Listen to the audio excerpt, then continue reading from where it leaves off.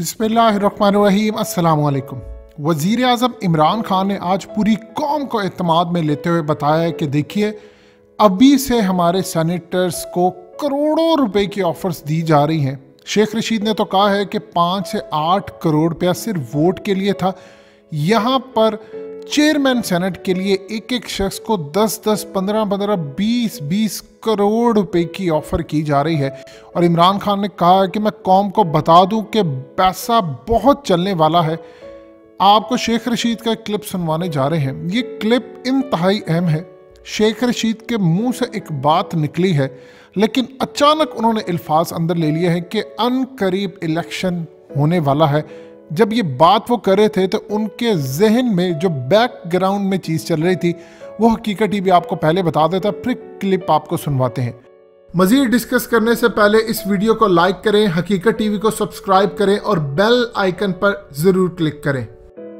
Background में सूरत हाल ये चल रही है कि इमरान खान इस वक्त पड़े हुए बहुत ज़्यादा तपे आसिफ जरदारी पर, इलेक्शन कमीशन पर, नैब पर, अदलिया पर भी वो खुश नहीं है, क्योंकि वो सोच रहे हैं कि सारे चोर बाहर निकल कर आ रहे हैं, इनको सज़ा मिलनी चाहिए थी।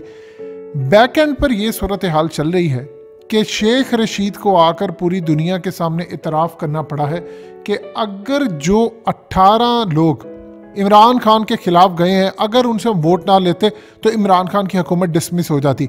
हकीकत टीवी ने आपको खबर दी थी कि जो लोग कह रहे हैं कि 16 लोग हैं, हकीकत टीवी ने आपको कहा था ये 22 से 30 लोग हैं। 35 तक अब उनकी तादाद हो चुकी है, जो कि इस क्लिप में जो आपको सुनवाने जा रहे हैं इतराफ़ हो चुका है। अब इस सूरत हाल के अंदर इमरान खान के माइंड में ये चीज़ चल रही है कि अगर यूसुफ रज़ा गिलानी सेनेट का इंतखाब जीते हैं तो फिर मेरी इखलाकी कोई जवाज़ की कदर बाकी नहीं रहती, तो मुझे असम्बलियाँ डिसमिस कर देनी चाहिए। अब जानते हैं उसके बाद क्या सूरत हाल है। इमरान खान को मिसगाइड किया गया था कि सर आप एक दफ़ा एतमाद का वोट ले लें तो उसके बाद आपके खिलाफ कई महीनों तक अदम एतमाद की तहरीक नहीं आ सकती। आसिफ जरदारी का जो अगला प्लान है वो ये है कि चेयरमैन सेनेट यूसुफ रज़ा गिलानी को मैं एक दफ़ा बनवा लूँ, उसके फौरी बाद मैं इमरान खान की हुकूमत को डिसमिस करा दूंगा। ये असल में शेख रशीद के मुंह से निकली अल्फाज कि किसी वक्त इलेक्शन हो सकते हैं, उसकी तैयारियां हो रही। क्यों उन्होंने कहा, क्यों उन्होंने अल्फाज अंदर ले लिए? सबसे पहले आप शेख रशीद का क्लिप सुनिए, फिर आपको बैक एंड पर चल रही सारी तफसील देते। लेकिन ये इससे पहले जो हफीज़ शेख के बारे में आपकी पेशन गोई थी, बावजूद इसके कि आप इंटीरियर मिनिस्टर भी हैं और आपके पास इंफॉर्मेशन भी, ये कैसे गलत साबित हो गई? कुछ हवाएं बदली थी, क्या चक्कर था? हवाएं शवाएं नहीं बदली थी, मेरा ख्याल है इजी ले लिया हमने इलेक्शन बहुत ज़्यादा।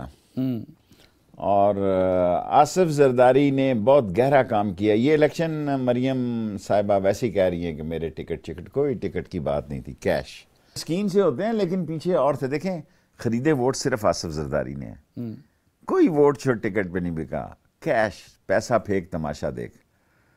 और जितने इन्वेस्टर हैं आसिफ जरदारी के वो मैदान में थे। अच्छा, असल पता तो उधर चलेगा ना कि संजरानी साहब खान साहब के कैंडिडेट हैं या कि आपके हलके के?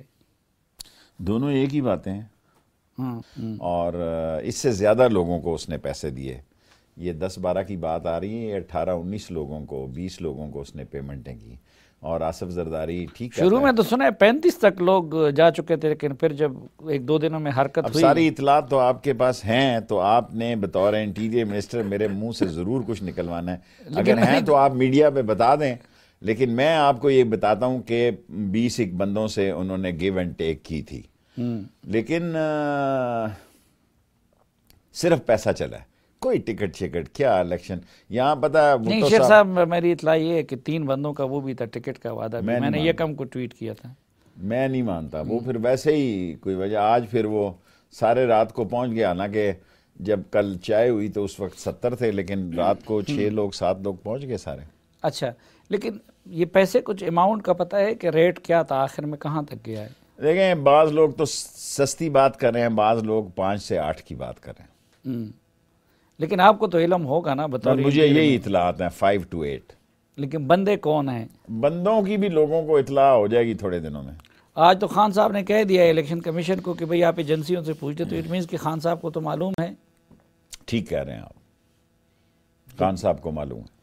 तो फिर आज उन लोटों से वोट भी ले लिया। वोट ये भी बड़ा ज़रूरी है कि फिर वरना आज इस वक्त आप कह रहे होते तख्ता हो गया और हमारी कैबिनेट शेख रशीद बतौर इंटीरियर मिनिस्टर इंटरव्यू ना दे रहा होता, एक MNA की हैसियत से दे रहा होता और आपने तूफान खड़ा कर देना था।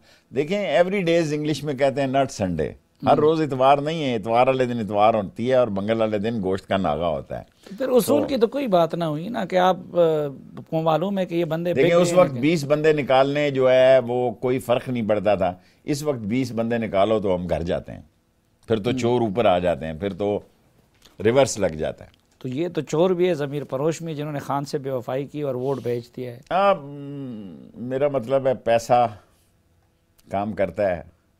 और वट्टू साहब आप देखें 12-14 आदमी सारे जहाज़ के जहाज़ भर लाए थे और मैरियट में 2 दफ़ा उसने 14-12 बंदों से हुकूमत टॉपल कर दी। ये मुल्क में बिकने और बकने वालों की कमी तो नहीं है, बिकने और बकने वालों का बड़ा जुमा बाजार लगा हुआ है। लेकिन अब ये भी और इंसान में जुर्रत होनी चाहिए। मैं ये नहीं कहता पिंडी की वजह से कह रहा हूँ कि जब सबको मरी जा रहे थे, हम पिंडी के जो मेंबर थे, हमने कहा जी हमने नहीं जाना, हमारे साथ मरी है, जाएंगे रात को फिर वापस आ जाएंगे, इससे बेहतर है हम यहीं से वोट डालने आए। लेकिन खान साहब तो कहते कि मुझे कोई परवाह नहीं है, लेकिन अब तो ये भी हो गया कि उनकी हुकूमत भी बिकने और बकने वालों के सहारे कायम है।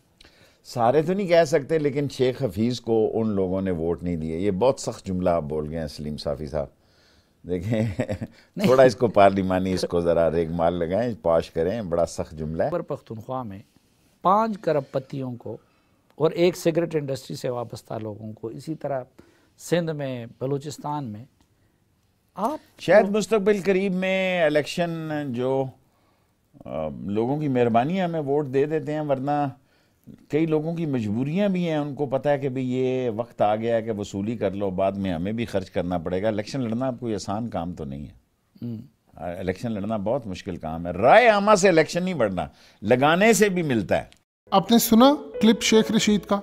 शेख रशीद ने क्लियरली बता दिया है कि हम सिर्फ इन्हीं लोग जो बिके हुए हैं उनकी वजह से हुकूमत पर बैठे हैं और बड़ी मुश्किल से हुकूमत बचा कर बैठे। देखिए इस वक्त इमरान खान ने तो कौम को आकर एतमाद में ले लिया है। वो क्यों उन्होंने कौम को एतमाद में लिया है? उन्होंने असल में अगला अपना प्लान चलना है कि अगर सूरत हाल ख़राब होती है मैं असम्बलियाँ तोड़ूँ, क्योंकि अगर अदम एतमाद की तहरीक प्रेजेंट कर दी गई तो फिर इमरान खान का बचना बहुत बहुत बहुत मुश्किल हो जाएगा। उसकी वजह क्या है? देखिए वहाँ पर होती है सीक्रेट बैलेट, वहाँ पर 30 से 35 लोग PTI के इस वक्त बिके हुए हैं और ये तादाद बढ़कर 50 हो जाएगी। हकीकत टीवी ने आपको बताया था कि मंजूर नज़र लोगों की हिमायत वो चाहते हैं जो MNAs हैं और अगले इलेक्शन की टिकट और ये तमाम चीज़ें चाहते हैं। जैसे ही सब मिल जाएंगी वो इमरान खान के खिलाफ खुलकर आ जाएंगे।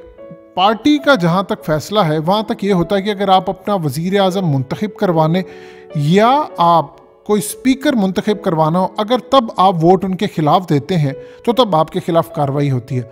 लेकिन अगर अदम एतमाद की तहरीक होती है तो उसमें तो आपको पता ही नहीं चलता, क्योंकि सीक्रेट बैलेट होता है। यही वो चीज़ है कि शेख रशीद के मुंह से ये अल्फाज निकल गए थे कि अगर ऐसी सूरत हाल पैदा होती है तो फिर इलेक्शन, उसके बाद वो चुप कर गए। असल में बैक एंड पर चल रहा है। इमरान खान इस बात को तैयार है कि अगर मामला ख़राब होते हैं तो मैं असम्बलियाँ तोड़ दूंगा और असम्बलियाँ तोड़कर मैं अवाम में जाऊंगा कि देखें इस निज़ाम ने ना तो इन चोरों को सजा दी, पैसा चला है, मैं कुछ भी नहीं कर सका। उधर जनरल बाजवा ने एक बात की है जिसके ऊपर शेख रशीद ने भी उसको क्लैरिफाई किया है। जनरल बाजवा ने कहा है कि वो हर मुंतखब हुकूमत के साथ खड़े रहेंगे। फ़ौज का काम है मुंतखब हुकूमत के साथ रहना। अगर हुकूमत चली जाती है तो उसके बाद हुकूमत कोई भी आए, चाहे वो इन टर्म गवर्नमेंट हो या उसके बाद इलेक्शन होकर दोबारा नहीं आए, वो उसी के साथ खड़े रहेंगे।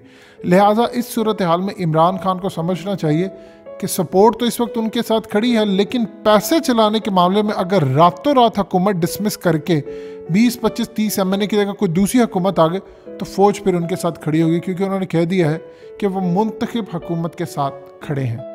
दोस्तों हकीकत टीवी को सब्सक्राइब करना मत भूलिए, वीडियो को लाइक करें, शेयर करें और कमेंट सेक्शन में अपनी राय का इजहार ज़रूर करें।